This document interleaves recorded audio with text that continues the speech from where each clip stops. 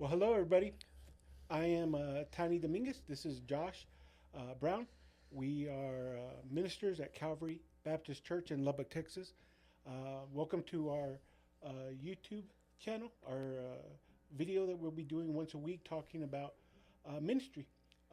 So, our goal is to be able just to have another resource to communicate with our parents and with our teenagers and youth, but also for it to be a resource for other ministers, for um, people interested in Calvary, just to kind of get to know us a little bit better and who we are.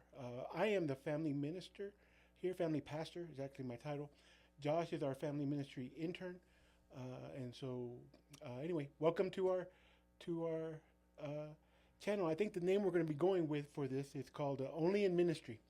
So we'll be hearing just some different things we have going on in ministry, activities to uh, resources that we can offer, to even having funny stories and kind of just sharing just things that happen that only can happen in ministry. So with that being said, we welcome with you Josh Brown. Josh? What's up? How's it going, guys? Um, yeah, like Tony said, I'm excited. I think it's going to be a lot of fun to just kind of come on here and tell funny stories and just talk about life and ministry and what that entails and all the craziness that comes with it. So, So, Josh, we're going to just kind of get some information about ourselves. I'll ask Josh some questions, and then I'll answer yeah, the same questions. But Josh, tell us a little bit about yourself. Tell us where you grew up. yeah. So I grew up 45 minutes down the road, actually. I grew up in Plainview. We moved there when I was probably about two or so. My dad was the BSM director at Wayland at the time, and so we moved so he could pursue that. And then my mom at the time was doing speech pathology, and so I just grew up in Plainview. I went to a small Christian school there, did all the fun stuff. Yeah, And then you went to college. yeah, and then I went to college actually at Wayland, there in Plainview as well. So that was really fun to be able to just kind of stay in my hometown. Got to see my parents. Got a couple free meals every once in a while out of them. So And your degree was, what was that in? I got my degree from Wayland actually in business administration. I never really saw myself going into ministry. My dad was in it. Well, that is probably midway through high school. My mom got into doing some ministry stuff. She's currently the children and family minister at First Baptist Plainview. And then my sister left for college and she started doing ministry as well. And so I was kind of like, I'm going to stay out of this field. Everyone else is doing it. I don't want any part of it. But then obviously God had different plans for my life. So God just pulled you back in. it's exactly right. So And so, Josh, you're married. I am. I met my wife at Wayland actually. It was my freshman year. On a mission trip is really where I got to know her. And then through that, we just cultivated a relationship and got married in January of 2019, actually. So we just celebrated 6 years a month or so ago. So And you welcomed someone to your house. yeah, Who do you have living there now? we just had our first child, little baby Ruth. Her name is Ruth Scotty Brown. Super cute little girl. She's actually 2 months yesterday. So it's pretty. And to celebrate, they took her to get her vaccinations today. So Yeah. Ruth was not too happy with She Mama was, and Daddy. she was not super happy this afternoon. So keep her in prayer. So my name is Daniel Dominguez. They call me Tiny. I've been doing ministry now for 30 years, so longer than Josh has been alive. I thought I was going to be a football player. Matter of fact, I played college ball at the University of Texas, El Paso, and then God just through a long, hard road, finally realized I was going to be in ministry, surrendered to ministry, uh, got a degree at Dallas Baptist University. I am currently pursuing my master's degree there, and so that's what I have going on. I am single, uh, uh, no kids. I've never been married, and people always kind of question that for me when I would get interviewed for jobs. But I really do believe personally that it was a um, God kind of allowed me to stay single, especially when my parents had gotten sick.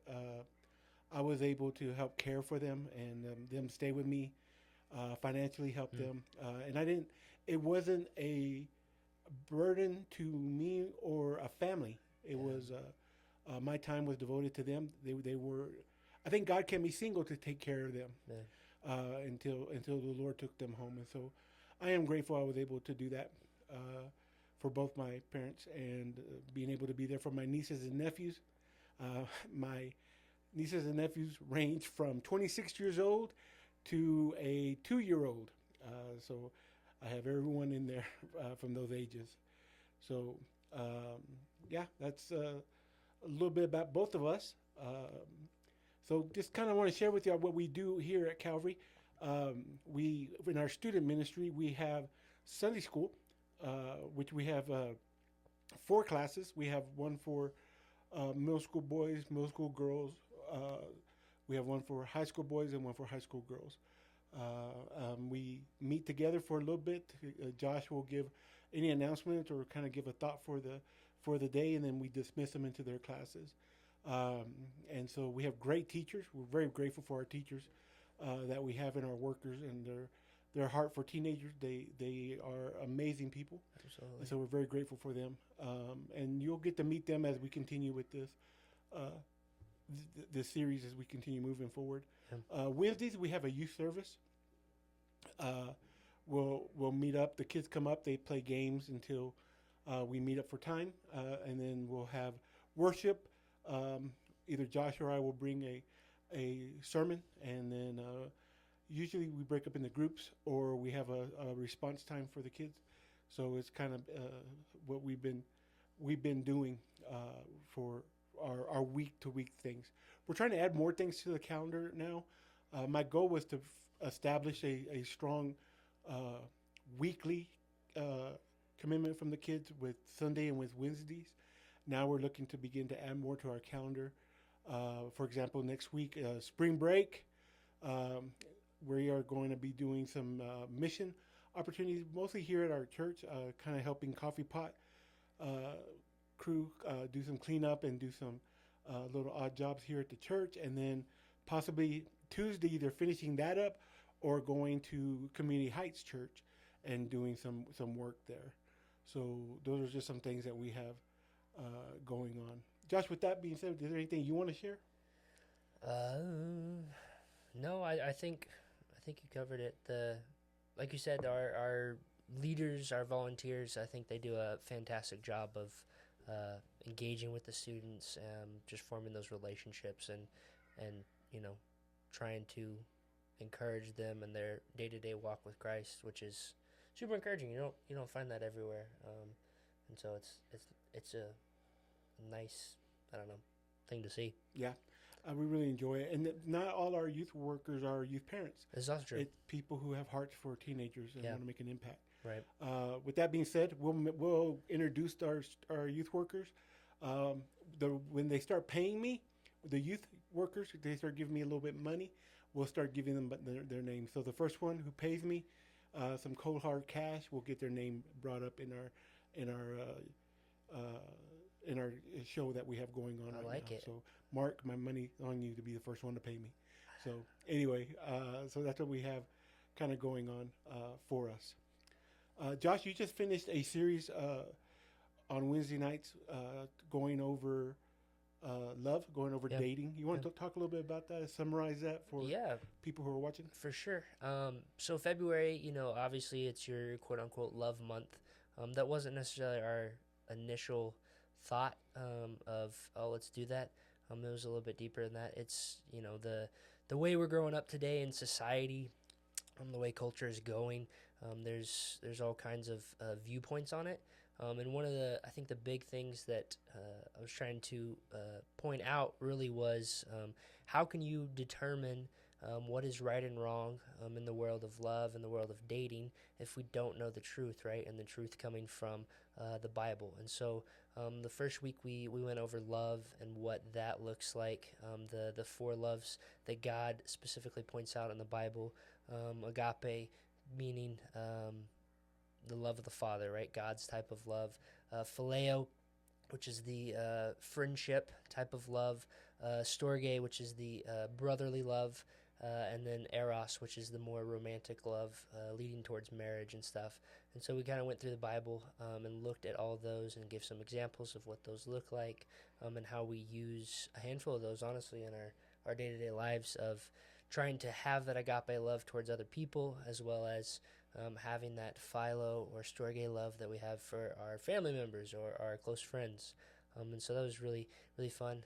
And then we talked about dating and what that looks like, how to have a healthy relationship with another individual, how when it comes to dating, right, the Bible doesn't say that the two become one when they start dating. It's the two become one when they get married. And so, even in your dating relationships, you guys got to live your own individual lives. You have your own lives to live. You have your own things to pursue, to not just solely get caught up in that one individual. That's not necessarily the healthiest thing, right? We also talked about being equally yoked, how the Bible calls us to be equally yoked with one another. As far as could you give a definition of what that means, equally yoked? Yeah, Because a lot of people have different ideas, different, I guess, a different premise on it right. than what we know the Bible says. Can you share what? So the Bible says don't be unequally yoked. Excuse me.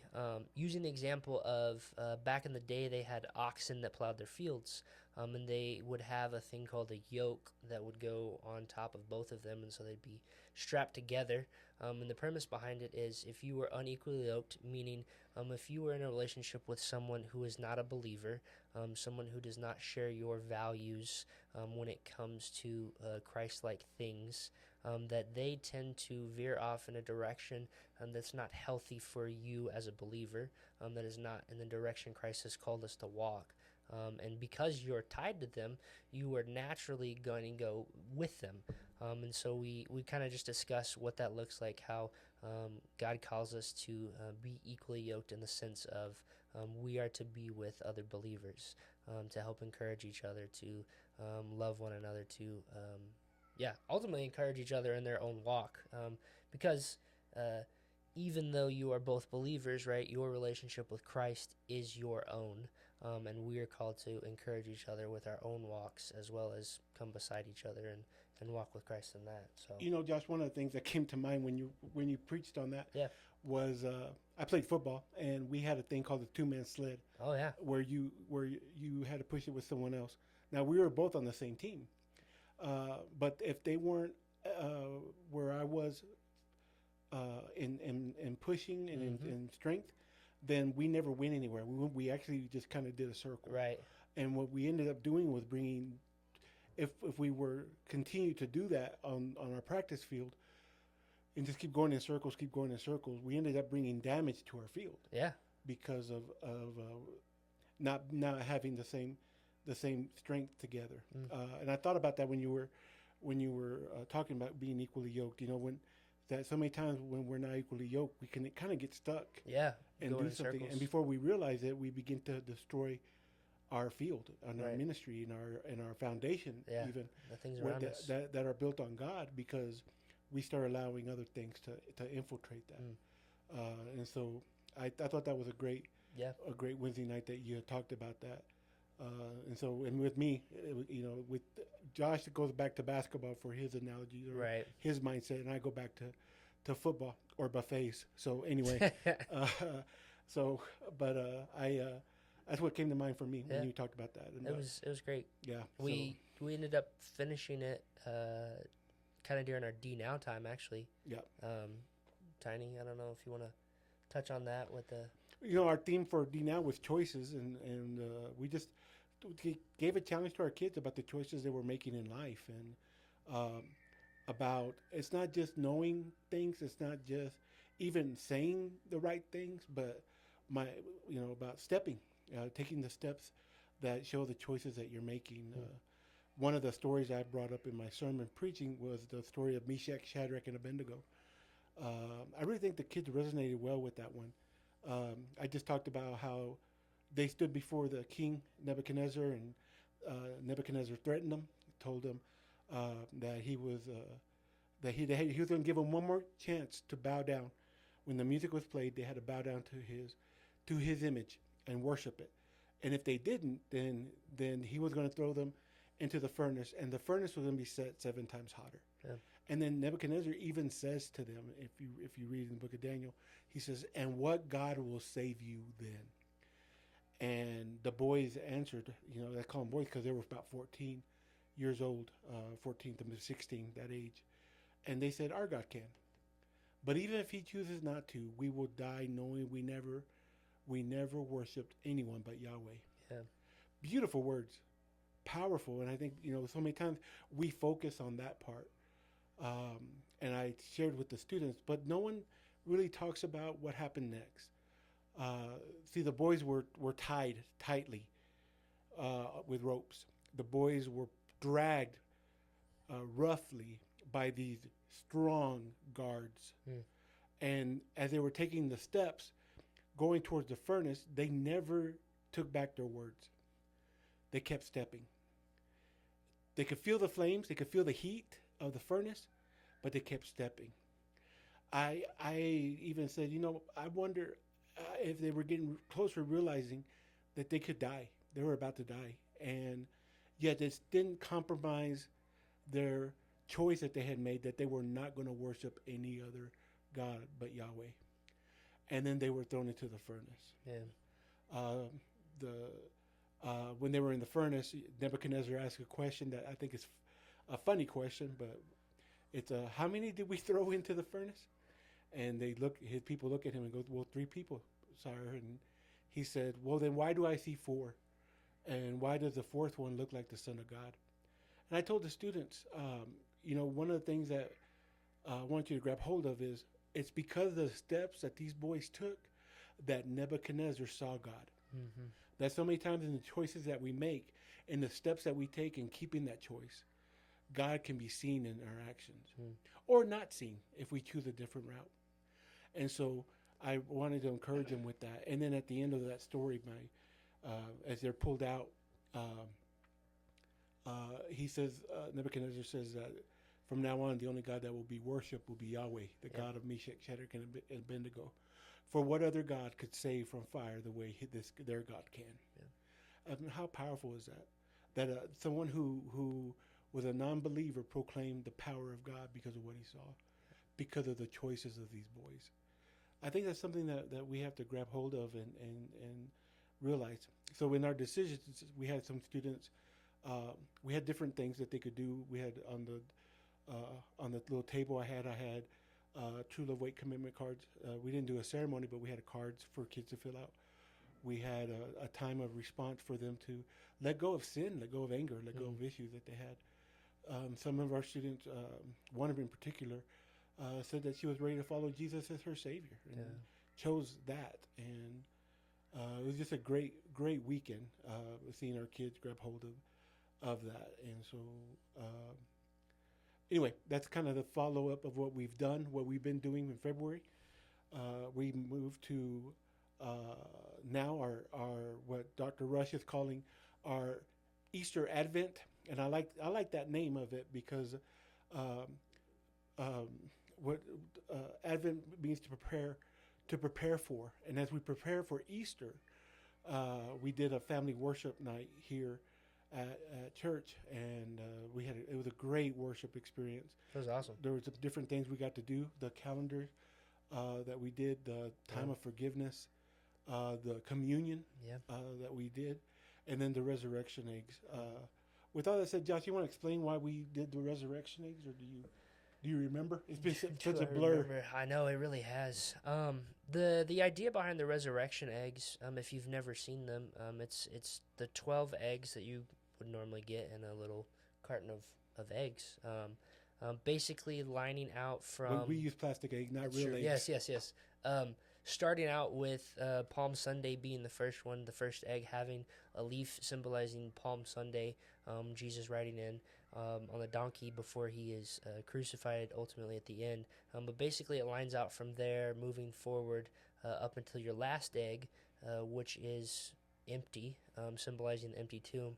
So throughout it, It's got things like a spear symbolizing them stabbing him while he's on the cross. It's got the thorns. It's got a cloth in it where he washes the disciples' feet before or at the Passover.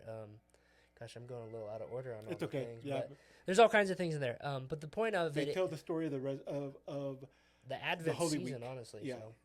So, week leading up until that. But the idea is so that we have that as a family, we can go through and we can remember all those things. But then also making another one to where we can go share it with another family. Maybe it's someone who doesn't know. Maybe it's someone who does. But it's our goal that we've been focusing on our one, the people we've been praying for, that we don't know where they are with Christ, if they made a decision, but that we would be intentional on sharing Christ Right. with them. This is going to give us a tool to be able to do that. So we asked the families to make two, one for their family and one to share with another family, to hopefully invite that family to Easter Sunday. which, quick shout out to Tori Warner. Tori She killed it. She gathered all the supplies for all that. and Josh threw them away when we were done. Hey. So this way I'm shouting out. It's a little plug. It's a little apology. That's him saying sorry, Tori. Yeah. So she did a great job with that though. So Yes, and so it was just very great it was a great Wednesday. worshiping. It was a unique time to pray for our family too. That was heading to a different state. I thought it was really cool. We had I'm not gonna even. We have a family. We don't even know if we have permission to say. But we have a Yeah. family that's moving, and we prayed for them. Took time to commission them It was and pray for them. It's not a night. Yeah. It was. It was beautiful to see the Yes. entirety of the church come around them though and lay hands and just spend some time praying for them. They have a preteen daughter that was not. That was struggling with the move, and we Mhm. were able to encourage her and pray for her. Yeah, it was super cool. So, very cool, and so it was very cool to be able to do the resurrection Yeah. eggs with Yeah. the families and to be able to walk around and connect Right. with some families. Yeah. Just to let you know, my favorite egg is the last one, the 12th egg. You open it and it's empty, and it's just a great reminder that the tomb is empty because Jesus sits on his throne, and Yeah. so it's always our goal to look at these things. So with that being said, Josh, if you don't mind, I'm going to go ahead and share what we're Yeah. planning on doing for Wednesday nights this month, up until Easter. In other denominations, they call this the lentil season, the Lent season. The Lent season means to give up things that are in the way of you and your relationship with Jesus, or getting Right. closer to Jesus. So different denominations, different churches do different things. They do a Lent where they name something that they're going to give up for the season. When I was in junior high, I didn't know a whole lot about Lent, and I knew the Catholic Church did it. And a friend of mine that went to Catholic Church, we were at lunch at the cafeteria, and a lot of the kids were talking about what they were giving up for Lent. And my friend said, "Yeah, I'm giving up Diet Coke." And I said, "Oh, I didn't know you drank Diet Coke." And he goes, "I don't. That's why I'm giving it up. It's easy." And so I think he lost the meaning of what Lent was and the purpose behind the whole thing. But he kind of he thought he found a loophole to be able to still do what he wants. With all that being said, as we get ready for Wednesday, we're going to talk about things that get in the way of where we are in our relationship with Jesus, and maybe trying to talk about giving those things up. This Wednesday, I'm going to talk about anger and how anger has affects us, and what how we deal with things, and just it feels like everyone's so quick to get angry over things. And man, honestly, the world has made money off of it. Yeah. Media is doing what they can. Instead of sharing news, they give their personal insight and the direction that they kind of put on it. The spin is to rile people up. It's just a culture thing that we see where we're so divisive and so angry. We get angry with things, and so we're going to talk about how our anger gets in the way of us worshiping God and being able to let that go. And so be praying for us, as this Wednesday we'll be talking about that. We'll talk about sadness. We'll be talking about pride, and we'll be talking about our plans, not his plans, and just things like that that will be hitting up until Easter week. Is there any So- point we'll watch the movie Inside Out to discuss our anger and No, our because that's not going to be. We're not sadness going to just talk about and- those. We're going to be talking about other Okay, things too. you know. So no movie time for you, Josh. So, Man. yeah, sorry, but yeah. And for anyone else that's upset, we're not going to watch I the know. movies. Y'all feel free to stream them yourself. Okay, okay. So, but yeah, so that's what we have going on our upcoming Wednesdays. We'll start actually tomorrow. Yeah. Of course, I don't know when we're putting this video out, so it might be yesterday. So I don't know when you see this. So, anyway, kind of let you know what we're doing here with that. So, from time to time, we'll have guests on our show that will kind of share about their ministry, share about resources for parents and for youth. Sometimes we'll have our youth workers on to kind of just be able to share their heart and kind of give their testimonies. Yeah. So we're just excited about a lot of cool things that we'll get to do with this. Yeah. I want you to know that we're not doing this because we need more things to do. We're not doing this because we hope to get famous from this. Trust me, a ministry YouTube page or podcast, Yeah. a video thing is not going to make us No. famous. That's not what our desire is. We want to have a resource for our church Yeah. and for families, and be able to just be an encouragement. If we could bring a smile to your face every once in a while, we'd love to do that. I was say, And with so- that being said, too, I mean, if you are watching this and at some point you're like, hey, I got a question ministry wise about this, I mean, come talk to us. We'd love to possibly answer it on here, or whatever. Yeah, We just want to help you guys out any way we can. that's a good point. Exactly. Because I mean, even parents of teenagers, I mean, I can imagine it's difficult at times. We see your kids from time to time throughout the course of the week, but I know there's things probably that y'all struggle with that even we don't see. And if there's anything that we can do to help you guys resource wise, or even just talking to you, or making you realize that you're not alone through it, we'd love to do that. So. And one of the things too is that our goal is honestly and truly, if your oldest child is a teenager, then you are learning how to parent a teenager. Yeah. If you're second oldest, you are learning how to you thought you had it with that first one. Now you have someone who's completely different. That's exactly And right. if you have your third one in youth group or your fourth, you see the difference in Oh, them. yeah. And so we want to be a resource to be able to be for Yeah. our families and to encourage you guys. Absolutely. Because it's not easy, No. and we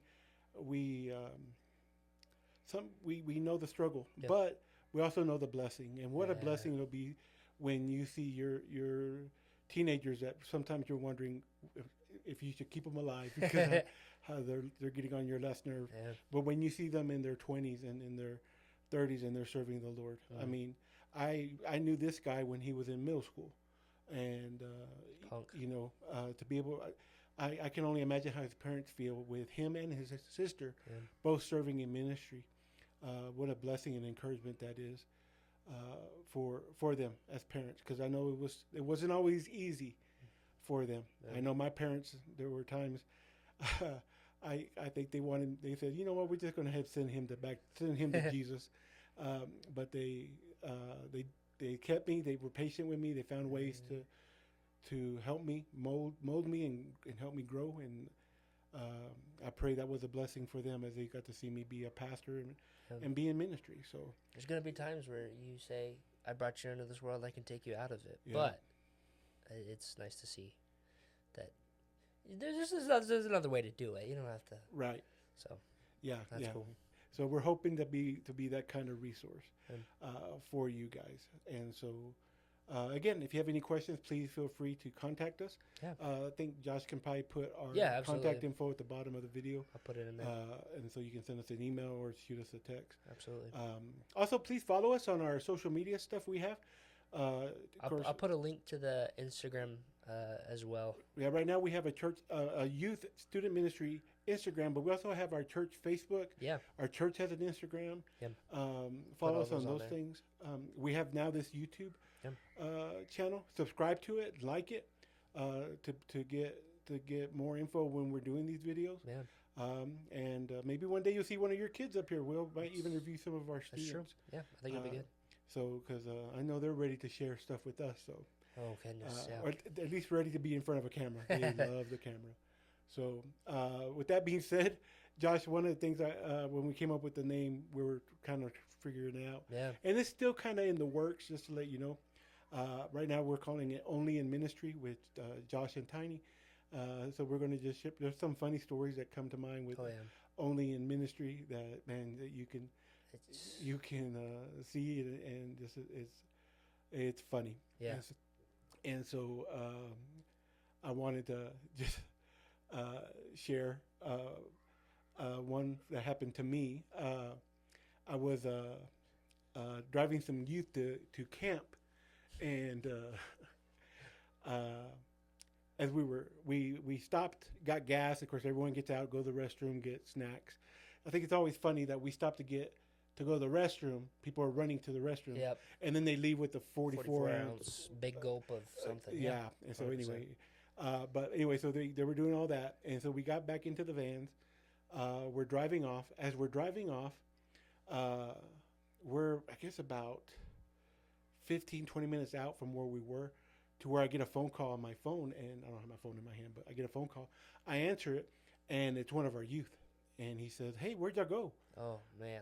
And my heart sank, and I go, "We left," and he said, "What?" He goes, "I was in the restroom." And I started getting livid because I had just asked all the leaders, everybody in your vans, and everyone said yes. And so I go, hold on, and I start yelling at the youth in my van, and I said, I asked y'all if everyone was in here. I go, we just left AJ, and I'm yelling at the group, and I go, we just left him. I'm not angry yelling, but I'm a little upset. And so I'm yelling at them, guys, we left him. He's by himself over there. And I'm ready to turn the van around, where in the third seat, AJ pops up and goes, I'm just kidding, Tony. I'm right here. Oh I know. No. And so I with all that being said, AJ's still alive. That's good. He's a junior at Lubbock High. So just so you know, I kept him alive. Another van story. I had a little boy a little girl. We were driving to Corpus from Wichita Falls, and she would scream, just randomly scream. We'd be driving, everyone would be asleep. I'd be driving, and she would scream, that high pitched scream, scare everyone in the van. I swerved a couple times, and just from her screaming. Well, she did it quite a bit, and we're leaving Corpus to come back home after our conference we were at, and as we're coming back, she did it again. And I told her, her name's Nora. And I go, Nora, if you do that one more time, you're getting off and you're walking. So we go, and about 20 minutes later, everyone falls asleep in the van. I'm driving. We haven't hit San Antonio yet from Corpus, and she does it again. And so I pull over. I tell my intern, I go, go to the trailer, get Nora's bags. We're dropping her off here. And I go, anyone have a quarter? Give Nora a quarter, because that's when payphones were back then. I go, Nora, back at that town we were in, that gas station had a payphone. Go call your parents to come pick you up. And she's looking at me. She's scared. And my intern, he didn't realize I was bluffing, but he got out quick to go get her bag. He was done with her. And so he gets out to go get her bag. And Nora's just sitting there looking at me, goes, are you serious? Are you really going to leave me? You're just going to leave me here? I go, I warned you. I gave you warnings. I told you stop, and you wouldn't. I go, get out. Well, her little brother was on the van with me. And he said, Tiny, you are not going to leave my sister here. That's not right. What a brother. And so, yeah, well, then I said, you know what then? I go, you get your bag out of the trailer and you stay with her. Ooh. So he says, be careful, Nora. Don't hitchhike, okay? And he stayed in the van. He didn't get off to help his sister. I'm not doing this anymore. So long story short, That's Nora got funny. back in the van. We didn't kick her out, but she stopped screaming. Yeah. So we were able to make it home nice and peaceful. That's So funny. yeah, this is stuff that your kids do to me. That's why I have gray hair and look older than what I am. So anyway, but yeah, so we'll be sharing stories like that we have from kids. Maybe some other youth leaders that will send us a story. We'll share those. Yeah. So we're just excited about this. Josh will come up with some, I'm sure. I'm sure Josh was a saint as a youth, so he never caused any problems and never did anything. Listen, I was the kid who actually got left at a gas station. I was in college, actually. My own father left me on a mission trip. That is now my favorite story. Yeah, we were Donnie Brown left his baby boy. We were heading to South Padre, and we had stopped at 2 different gas stations, I think, because one of them was super small, and so I had ran across the street to a different gas station where the other van was, and I come out, and I was like, where did everyone go? And it was, oh, I thought you were back on. I was like, no! And so, yeah. But you had cell phone. This is true. We had cell phones back then. then. This was back before cell phones when I had not AJ, but the other one. Yeah. It was before cell phones. So. Man. But yeah, so this is stuff that we do in ministry. But oh yeah, that's fun. Yeah, well, guys, we just know we love y'all. We're praying for y'all. Absolutely. We're excited about our job. We get to minister to your kids and to your families, and get to call that a career and a job. And what a blessing that is for us. It's fun to be able to do that. So, yeah. So with that being said, we are out. God bless you guys.